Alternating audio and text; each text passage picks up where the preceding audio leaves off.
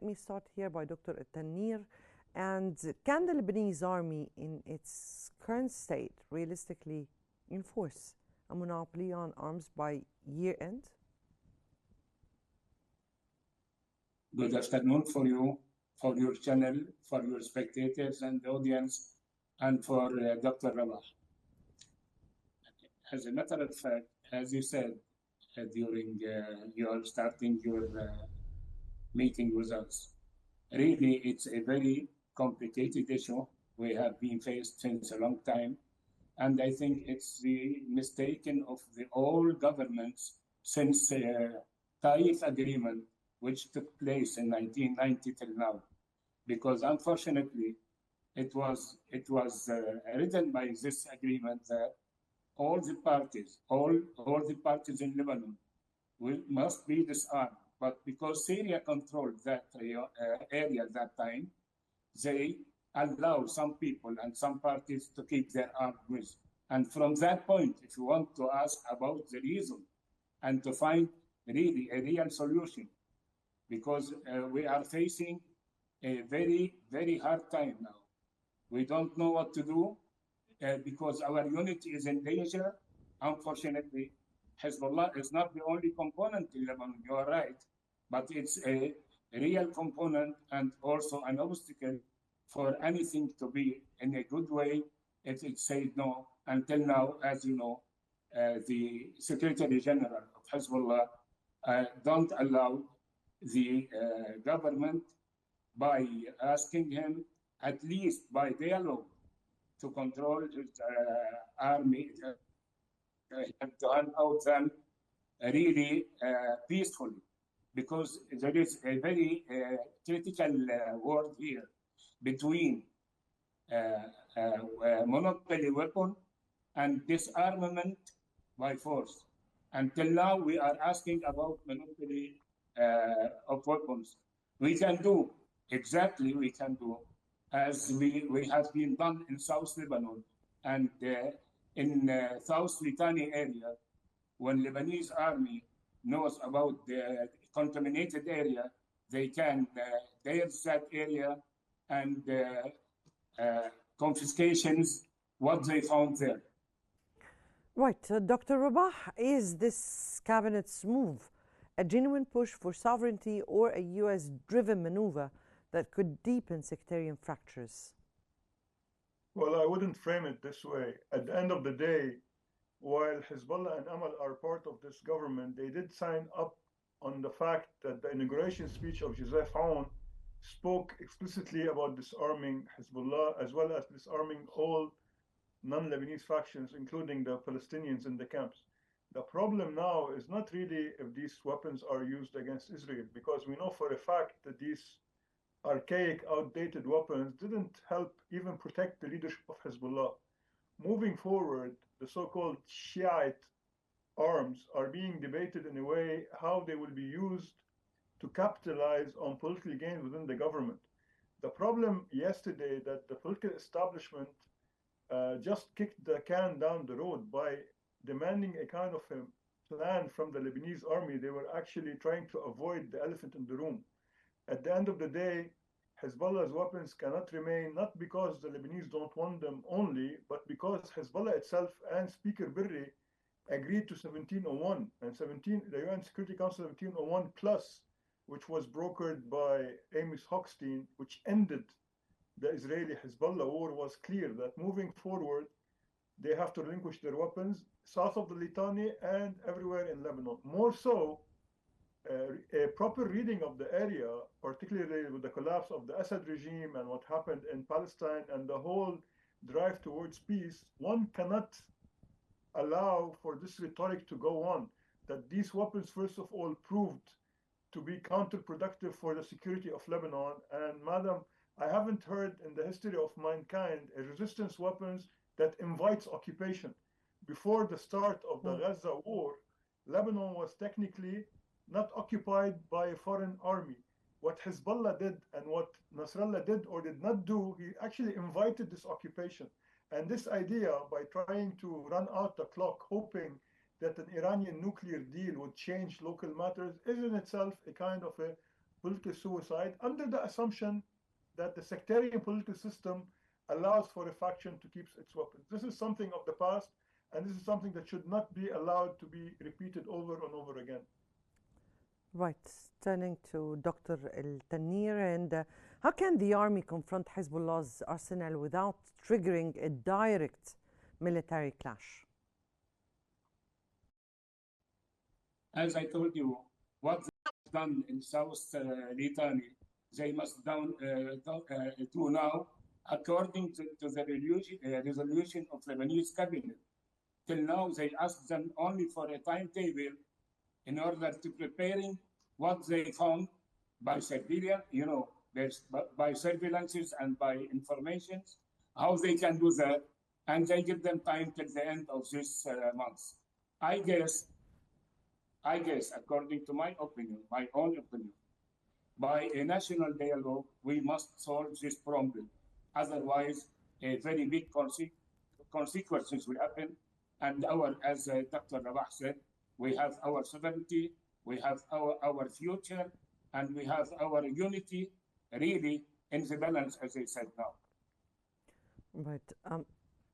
Dr. Rabah, can Lebanon achieve national we must reach, sorry. Yes, please continue. We must reach to a certain compromise that everybody, all the components, must agree that only the Lebanese army should be armed in that territory and in that area from Middle East.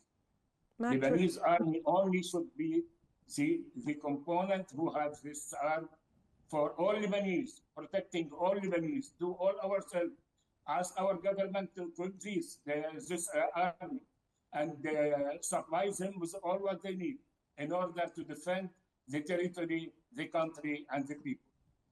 We're speaking here about the National Lebanese Army, which should be in control of the whole situation. And yes, definitely as a strong institution in the country. Dr. Rabah, can Lebanon achieve national unity when Hezbollah frames disarmament as betrayal and resistance as survival? First of all, I wouldn't focus a lot on national unity as a political farce. Whenever Hezbollah wants to justify its arms, they use national unity as a slogan. At that day, what's more important than this so-called national unity is the Lebanese constitution. I haven't heard of any state that allows a militia which takes orders from Iran directly to operate on its land and still expect to get international support and, more importantly, economic support.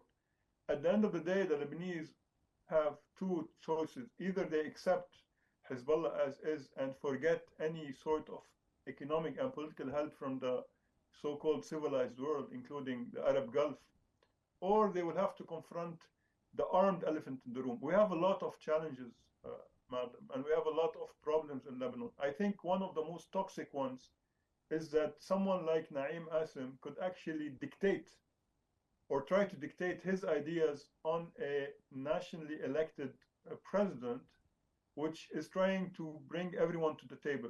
And to be fair, I think, and this is something I personally hold against President Joseph Aoun, he tried over and over again to play nice and to talk about a kind of a national debate.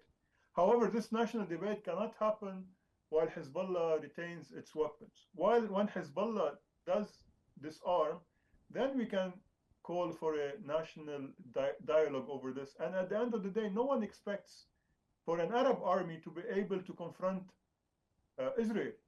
What we want is for us to continue to protect our borders. No one is expecting any Arab country to be able to confront. Yes, because I don't think if you take, for example, the Egyptian army, the Jordanian army, or any other army, their main job is to protect their own borders. Definitely. Being on the offensive is not a national strategy. No, it's not about the ability, it's about protecting their national sovereignty and the state. Definitely. Is its national interest. Yes. The national interest reigns supreme over any other thing. Hezbollah and Nasrallah and all of these people who are claiming to be resistance movement has time and again proven that their priority is not for Lebanon and for the sovereignty of Lebanon. And this is why engaging in an open debate with them over this is futile. At the end of the day, the international community is asking Lebanon to act like a normal state. And this is what we are expecting as citizens of this republic for Nawaf Salam, for the Lebanese army, for anyone who claims to be Lebanese to act accordingly. Right. Dr. Tanir, with Israel fortifying 5 occupied border outposts, does the state risk losing sovereignty even as it targets Hezbollah's weapons? And even now, they have done every day, as you know, and as you said in your news, every day we have assault and offensive from Israeli army and marine and air and in everywhere, unfortunately, and even with their drones. And sovereignty is not related to that. Sovereignty related to something else and more deep. That we can agree that we are living in a country, obeying the law, under the constitution, and every component has the same rules, has the same rights, and has the same duty on this land. That's what I'm meaning by it. But really, let me frank and tell you something truth. Unfortunately, till now, we still paid for the randomness of the American policy in Middle East. Unfortunately, one day the time is for Syria to be controlled Lebanon by America. One day for Israel. You know that because without planning, without studying, without any researching about the issue and the criteria, everything, we reach to settlement, and we're still suffering till that moment from that randomness of American policy, unfortunately.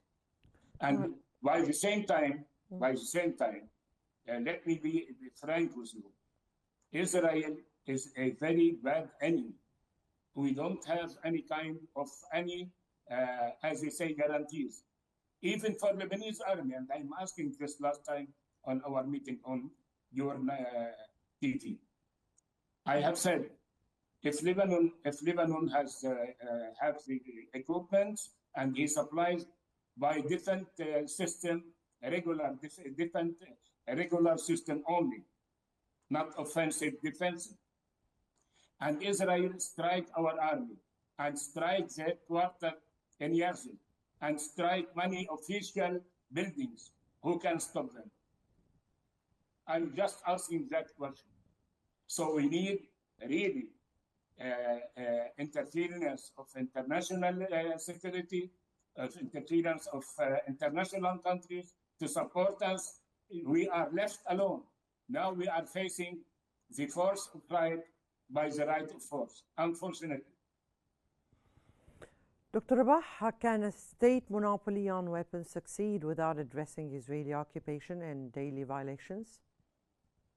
Well, yes, I believe so, because formally, I think if we take Hezbollah's previous attempt at diplomacy, we see that the maritime demarcation talks with Israel did work. Unfortunately, it was to the favor of the Israelis and not really to the Lebanese. I think a more a proper, a normal state that has the support of the international community and the Arab brethren can actually engage in diplomatic measures. And at the end of the day, as you are well aware, that these 5 points which Israel are occupying is just to embarrass the Lebanese state, because they don't really serve any logistical role given the technology that we have right now. They are just trying to remind everyone, including Joseph Aoun, that you have an army, act accordingly, and come and take these points. I think Hezbollah over and over again always wants to use the occupation as a pretext. At the end of the day, we are not expecting the Israelis to play nice, but I think we have a much better chance using normal diplomatic measures and means, and more importantly, not turning Lebanon into a threat to Israel. As you are well aware, the attack on Lebanon did not only happen because of the so-called war of support on Gaza, but the fact that Iranian proxies, primarily among them Hezbollah, have played an important role in promoting the Iranian Revolutionary Guards project. And they didn't only get us into trouble only with Israel. They also got us into trouble with the entire Arab world, starting with Egypt, with Saudi Arabia, with Jordan. So at whatever happens, Lebanon has to take command of its choices and to act like a normal country. There's no country in the world that would allow for such a farce to continue to play out, especially that these people who claim to be underdogs and to be claimed to be unjustly treated are part and parcel of the Lebanese cabinet, and they have members in parliament. Yet, whenever they want, they decide that they want to walk out. Democracy does not allow for such an attitude, and more importantly, you cannot all of a sudden claim to be democratically elected and then try to use the mob and violence to change the political reality. Mm-hmm. But do you think that the disarmament of Hezbollah would prevent Israel from attacking? Well, I think we have a much better... Yes, yes, Dr. Tanir, please go ahead. Can I have a good afternoon, Dr. Rabah. I think maybe you heard what one of the Israeli cabinet ministers have mentioned and declared before 3-4 years. He said clearly, without any doubt, that even with disarmament Hezbollah from any kind of weapons, they will never withdraw from these 5 points. It's not any 5 points, Dr. Rabah. They control all the 3 sectors of South Lebanon. They can control Tel Saida from these points. Unfortunately, that's really what happened. Only like a comment, not more. Yes, indeed. But Dr. Tanir, let me ask you from another perspective. Now, the problem is not just Hezbollah; it's the unity of Lebanon.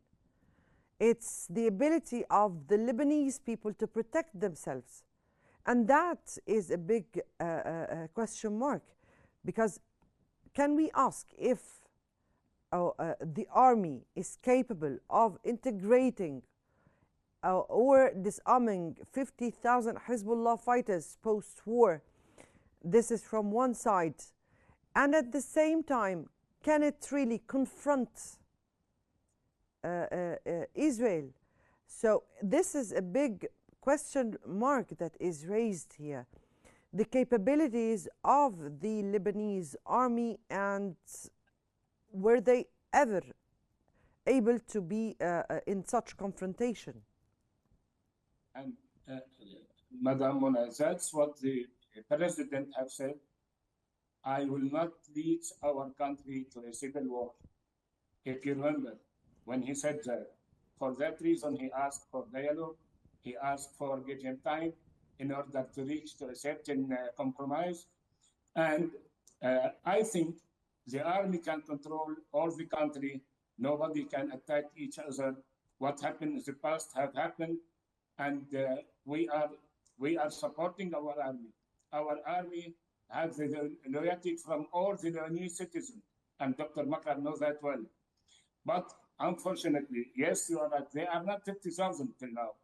I guess I will not mention any number, but they are not 50,000. More or less?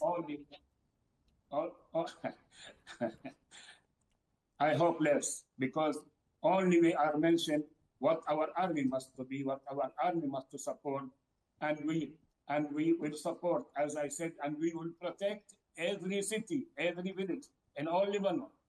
And that's what they must know, and that's what they must submit to. They must submit to that and know that army will protect them, and they are living in a country under one sky, and submitting to the rules and to the constitutions, and not all, unfortunately. Let me tell you something. Yesterday I mentioned also, but in our native language, I said some of them has died for his land, for his country, and supporting and protecting his family and his village. But now it's our role. Give the army role. Give the president, the new government, the role to play that role, to take the initiative, to do what they must do from 50 years.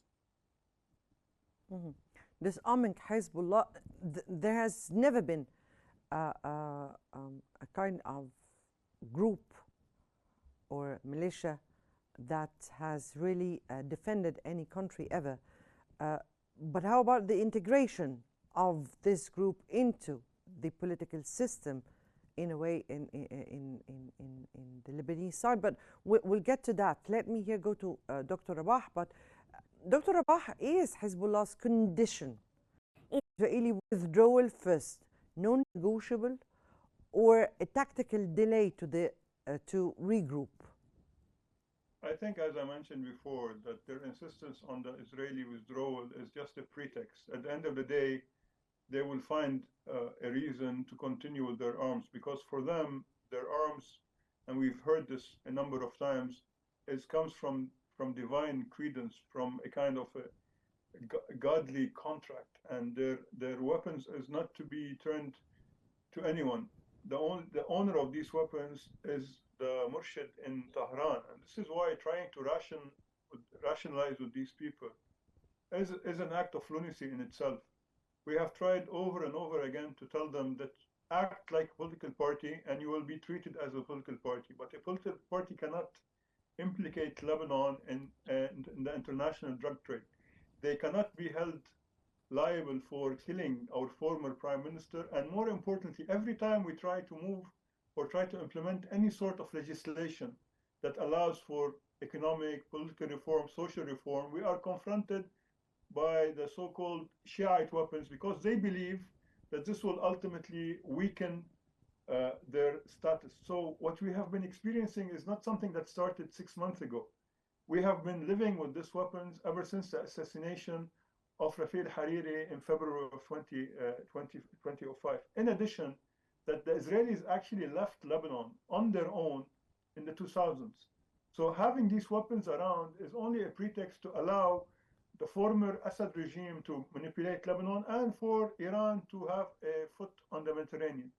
At the end of the day, everything that happened around us should be a kind of an earnest reminder that Lebanon will fall behind if we don't really engage in proper ways to maintain peace. And I think that the people of the Lebanese South, who are predominantly Shiites, cannot be protected by these weapons that have proved to be toxic to the Shiites themselves. But Dr. Rabah, we have to admit that Lebanon should be strong and the army should be strong in able to disarm Hezbollah and at the same time confront another aggression or another violation or to its sovereignty right by Israel. Exactly. When there's a violation on your sovereignty, you have the international community as well as Lebanese consensus to confront Israel. The international community so far has played no role in Gaza, for an instant, has played no role in. I believe that all of these voices in Lebanon to claim that they want to support the Palestinians, I think a more healthy Lebanese economy and a more healthy Lebanese country can help the Palestinians more than having these weapons that have proved to be counterproductive. Lebanon has Let me go here to Dr. Taqi before we go. Dr. Tanir, you think the US envoy Tom Barak's disarmament timeline pushing Lebanon towards internal conflict rather than stability, or what do you think? And briefly, please. No, I think we have the wisdom and we have the president and the new cabinet. They will not go through that in order not to take our country to the hill as to is a bad situation that we cannot know how to go back from it. We are going, and as I agree with Dr. Rabah, the international committee and the international countries and the supreme countries, let's say, in the world, like America, till now they didn't give us any kind of support. They must supporting us. They must supply and equip our army. Very clear. In order to convince. Very clear, Dr. Rabah. Very clear, Dr. Rabah. The international community should play a role in the stability of Lebanon. That was Dr. Taqi Al-Tanir, military expert and strategic researcher, and Dr. Makram Rabah, assistant professor of history at the American University of Beirut. We thank you both, gentlemen, for your special insights in this valuable discussion. And Lebanon teeters between reform and ruin. Sovereignty hangs in the balance. World Watch, I guess, remains to be seen. That brings us to the end of today's episode of Think Tank, which always unveils the complexities of our changing world. Many thanks for watching, and stay tuned for more updates on Qnews.